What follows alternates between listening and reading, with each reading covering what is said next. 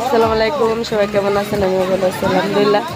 এই যে আজকে আমাদের বউ নিয়ে আসছি, আমাদের পুরো ফ্যামিলি ছবি তুলতেছে বউর সাথে, সবাই দেখেন।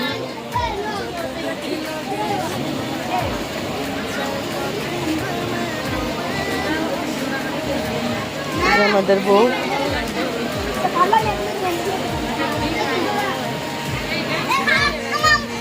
ফ্রেন্ডলি